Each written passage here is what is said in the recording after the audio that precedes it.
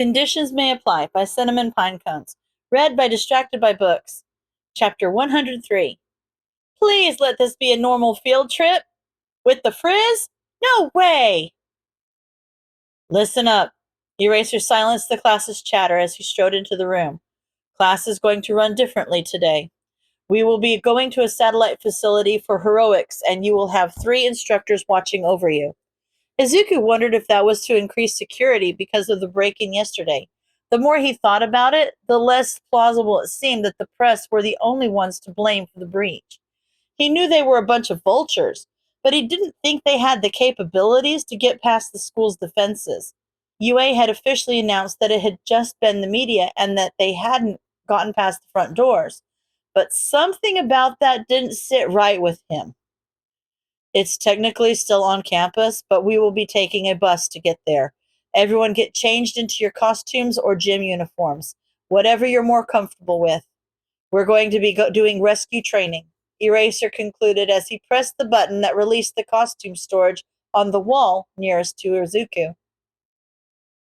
They were going to the USJ, weren't they? He hoped 13 would be there. He hadn't gotten the chance to meet them yet. After everyone got changed, Ida herded them onto the bus, and Izuku damn near had a crisis when his classmates started making fun of Ch103 on the way over. UA was so weird, but he was starting to get the hang of it, or at least he thought he was. He was glad to see that 13 was there to guide them through the building they designed, but as they finished explaining what the morning's activities would entail, Izuku felt a sudden unease wash over him. He started searching around for the source, and just as he began his first sweep over the facility, the lights began to flicker, and the fountain in the center plaza started sputtering. He was on high alert as a purple mist started as just a pinprick in his vision, but quickly expanded to block his view of more than half the plaza. The only real heroes I see are 13 and Eraserhead. Perplexing. According to the schedule we retrieved, All Might should be here as well. A voice boomed across the plaza, seemingly coming from everywhere. It must be coming from the mist, then. According to the schedule they'd retrieved? He knew it couldn't have just been the press yesterday. Shit. Izuku glanced at Eraser, who seemed to be subtly panicking. Double shit. This was real. Alarms weren't going off, and he had a feeling that all communications had been cut, but he couldn't verify his hypothesis since his phone was in his backpack in his locker back on campus. This had to be a coordinated attack. Help was not coming. Whoa! What is that? Has the training started already? I thought we were rescuing people, Kirishima remarked. Stay back! Eraser barked as several students stepped forward. Izuku had never heard him speak in that tone. He was scared, and Izuku didn't blame him. He was scared too. There were still people pouring out of the portal. The teachers wouldn't be able to take them on by themselves. The students were going to have to fight, and they weren't ready for this, for real life. They didn't know how to fight against someone who was trying to kill them. There was no making mistakes in a fight like that. One slip-up and his classmates would be dead. 13. Protect the students. Get them out of here and alert the main campus, Eraser ordered as he launched himself down the stairs. No! What the frick was he thinking? That was suicide. They had no clue what these people were capable of, and a large portion of them seemed to have mutation quirks. Izuku instinctively went to run in after him, but Asui held him back. Midoriya, he told us to stay back, Gero. Izuku tried to struggle free without hurting her, and he watched with mounting horror as Eraser met the group head on. He stopped struggling so much when he saw that Eraser was dropping them like flies. Who were these people? They had no coordination and seemingly no training. They were cannon fodder, but why? Most of the people at the center weren't moving at all. They were just letting Eraser thin their numbers. What were they playing at? And more importantly, what was going to happen when Eraser finally worked his way over there? Izuku didn't want to wait and see. He turned around to Ida and ignored whatever chatter had been going on in the group. Ida, you need to get out and alert the main campus. Security and communications are being blocked somehow, and you're the fastest, he instructed. With Aizawa gone, someone needed to take charge. 13 may be a pro, but they were a rescue hero. They didn't know how to deal with this situation like this. Their job was to respond after the disaster struck. They weren't a combat strategist, and Izuku was sure that if they didn't have that helmet on, he'd be able to see the uncertainty in their eyes. I can't abandon my classmates, Ida tried to argue. Either you leave and try to save us, or we all die here together, he shot back. Was that too harsh? Yes. Yes, it was. But everyone was just standing around. Most of them didn't seem to understand the trouble they were in, or maybe they were too shocked to act. Either way, he needed them to get moving, and it had the desired effect. Everyone started hurrying back toward the doors until that purple mist appeared in front of them. There is no escape for you, it taunted. Great, kill a bunch of kids and be annoying while you do it. Awesome plan.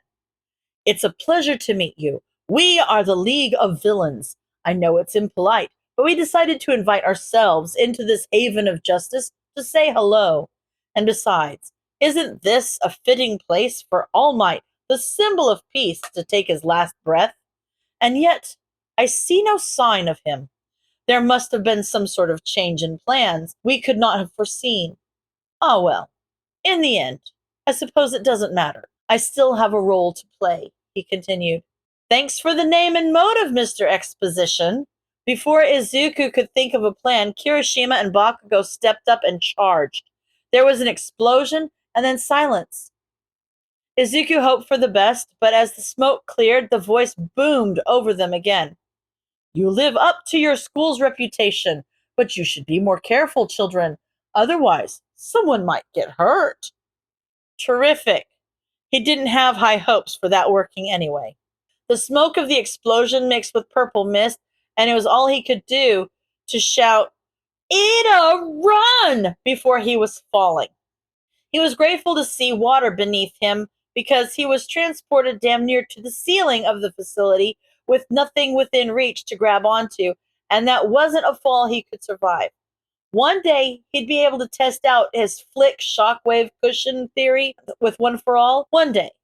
But right now, he could see portals opening up all over the facility, and if one opened up below him, he'd never be able to forgive himself for whatever damage that might cause. He did his best to streamline his form so the wind wouldn't be knocked out of him on impact, but he ended up plunging deeper than he would have liked because of that. At least it was better than drowning immediately. He started swimming to the surface as fast as he could, and he was over halfway there when he saw movement out of the corner of his eye. Turning quickly, he saw a man with a shark face racing through the water much faster than Izuku could ever dream of. Before he could even pull his knife, Asui grabbed him with her tongue for the second time in damn near as many minutes.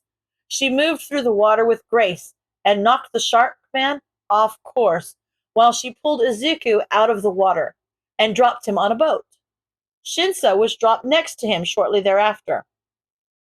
They were both still gasping for air as she climbed her way onto the boat, looking no worse for wear. Kami, she was so cool. But now was not the time for gawking. There were people in the water closing in on them from all sides. He was scrambling to make a plan when he noticed they all stopped, a charitable distance away from the boat. What were they waiting for? They had them surrounded. They don't know our quirks. He mused more to himself than to the other two. What? Asui asked. Sorry, they don't know our quirks. That's why they're staying back. They must have seen you in the water and now they're scared. Yeah, they definitely don't know our quirks. They wouldn't have sent you here to begin with if they did. He looked back at their small group to see what he was working with when his eyes met Shinso's. Izuku didn't know how to read the emotions he saw there. It was conflicting at best, but it was the first time Shinso had looked at him without malice in his gaze since the first day of classes. The thought made something in his heart hitch, but he pushed that down readily. Now was not the time. They all seem to have water-based quirks. We can't fight them here, or at least Shinso and I can't. We need to get back to land. Great plan. How exactly do you propose we do that? We're surrounded. Shinso quit back sardonically. It made Izuku's breath catch. He spoke to him. He actually. God! Now was not the time. He needed to think practically, not emotionally. Of course, Shinso spoke to him. They were trying to figure out how not to die. Shaking his head, he did his best to firmly plant himself in his Ivy persona. Shinso wasn't his friend or ex-friend or classmate or anything.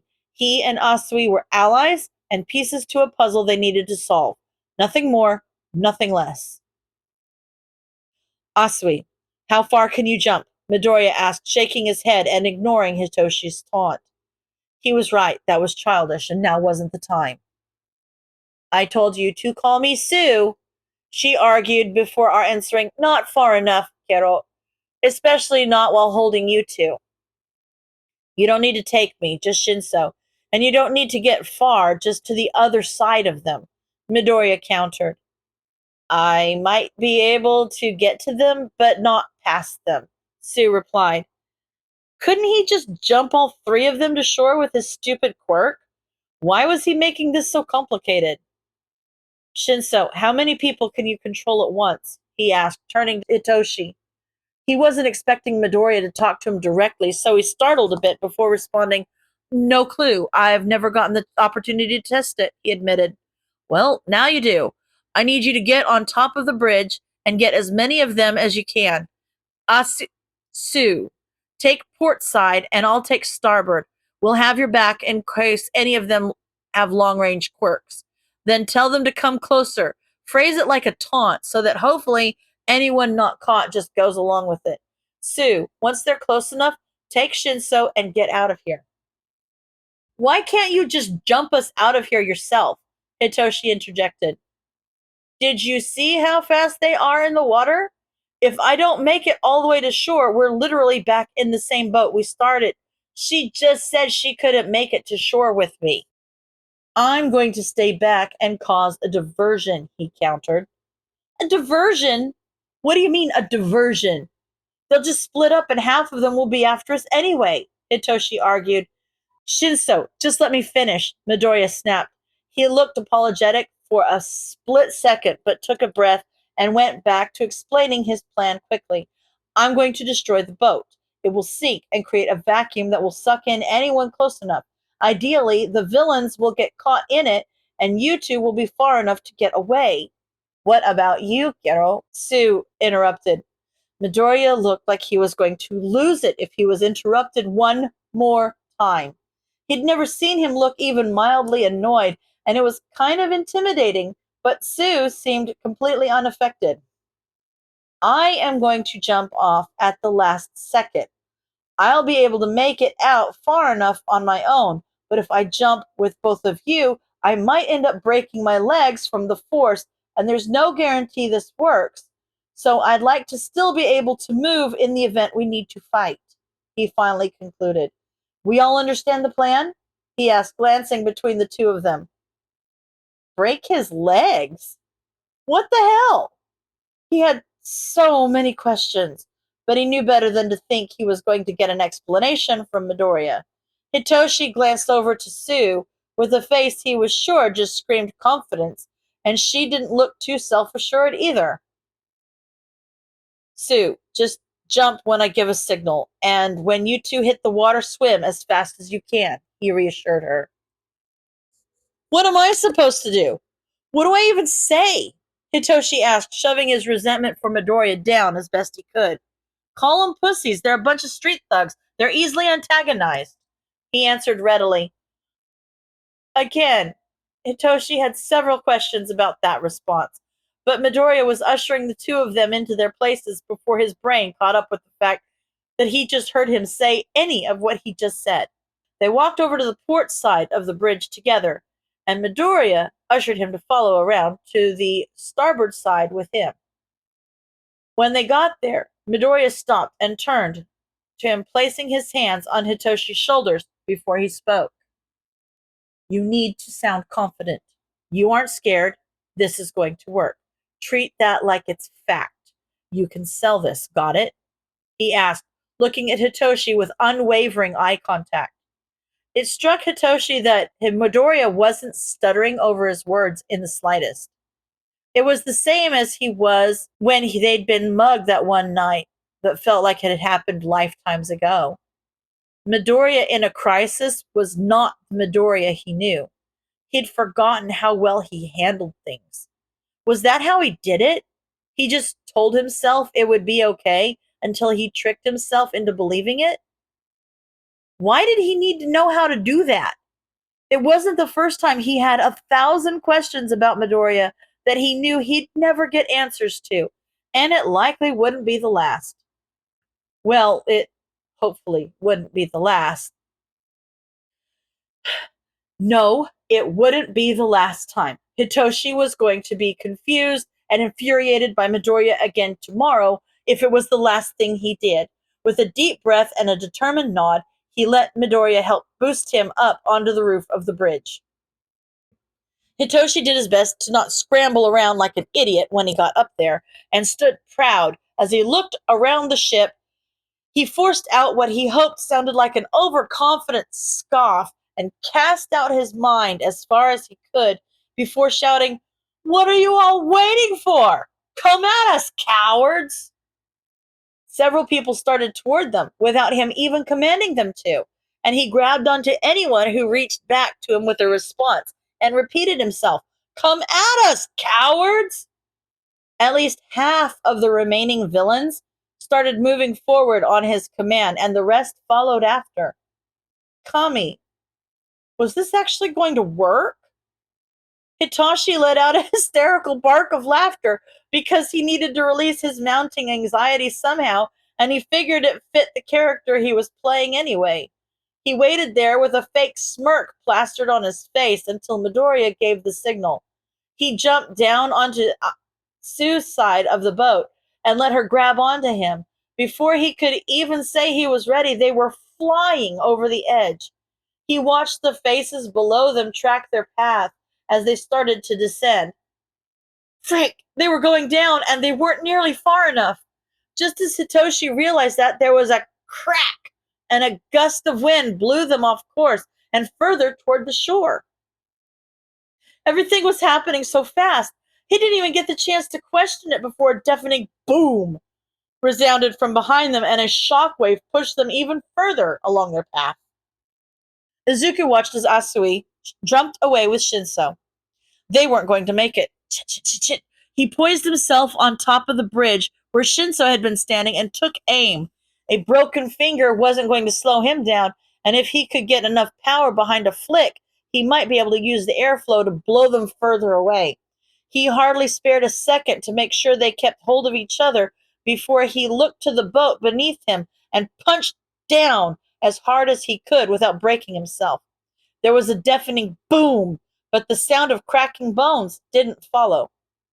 The surface he'd been perched on was completely obliterated, and he started to fall fast. Aiming for the biggest bit of deck still above water, he braced himself.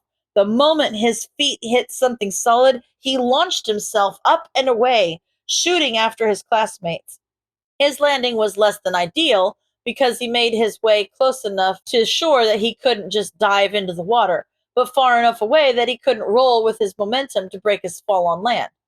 His legs ached from the jump, but with a splash and a crash, he got his wits about him as quickly as he could.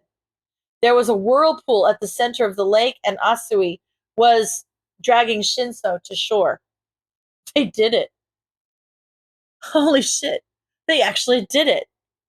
Asui caught up to him quickly and seemed to be no worse for wear, though Shinso was a bit disoriented for a moment, but he got his bearings back fast enough that Izuku wasn't worried about quirk overuse.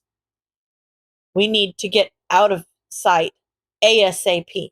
Come on, he whisper-shouted to them before leading the way down to a stream that branched away from the lake and closer to the exit past the central plaza. That's where Eraser was. He was not going to leave him for dead, but he needed to get Asui and Shinso back to the main entrance. He knew getting back to the entrance was what Eraser would want him to do, but, well, since when did he ever do what Eraser wanted him to do? You two follow the stream until you're as close to the entrance as you can get, then make a run for it. I think I saw people still up there when I jumped. If no one's gotten out yet, then help them get the doors open, he instructed as he made his way closer to the plaza. He didn't get very far because Shinso stepped in front of him. Why are you telling us that like you're not coming with? He asked with a pointed look. He could see Eraser still fighting. He was holding his own for now, but Izuku knew that he was one slip up from being overwhelmed. Plus, the guy at the center and his big buddy still hadn't moved. They were waiting, just letting Eraser pick through their pawns. Eraser was at their whims. If they went through this whole scheme to kill All Might, then there was no way they didn't have something to back that up. And if Izuku had to guess, that backup was those two guys. Eraser was a bit of a wild card with his quirk, but if they could spell trouble for All Might, then they could probably take Eraser down too. Eraser can't win that fight. He needs help, he explained, nudging Shinso out of his way. Shinso stood his ground. He told us to stay back, Kero. Asui reminded him. Yeah, right. I'll just go with you and let him die then, he shot back. It was harsh, but he was getting annoyed. They needed to listen to him. He knew what he was doing. The best chances of survival for all of them was if they left and he went in as backup. Sticking around to explain that was only going to waste precious time, so he went to step around the two of them. Midoriya, stop, Shinso said as he grabbed his shoulder. If Eraser can't win that fight, what makes you think that you can? I know you know how to fight, but that's not the same. You don't know anything about me, Shinso. Get out of my way, he shot back, his fear and anger getting the better of him. Oh, shit. That was definitely the wrong thing to say. He's sure Shinso's grip on his shoulder would have been painfully tight if it weren't for the armor that was protecting him, and Izuku's stomach felt like it was made of lead with the look of pure fury that was on his face. Shinso didn't get the chance to say anything to that before a cry of pain in an all too familiar voice pulled all of their attention back to the plaza. Eraser had made his way to the smaller of the two that hadn't been moving, and Izuku watched as his elbow slowly crumbled away under the man's touch. He jumped back, continuing to fight, and Izuku almost let out a breath that he'd been holding. But then the big guy moved faster than what should have been possible. He stopped right behind Eraser, and Izuku's heart may as well have stopped beating. Something about that thing was wrong. It sent a chill down his spine and had his hair standing on end. It's like it exuded some sort of inexplicable dread. He didn't want that thing anywhere near Eraser. End of chapter.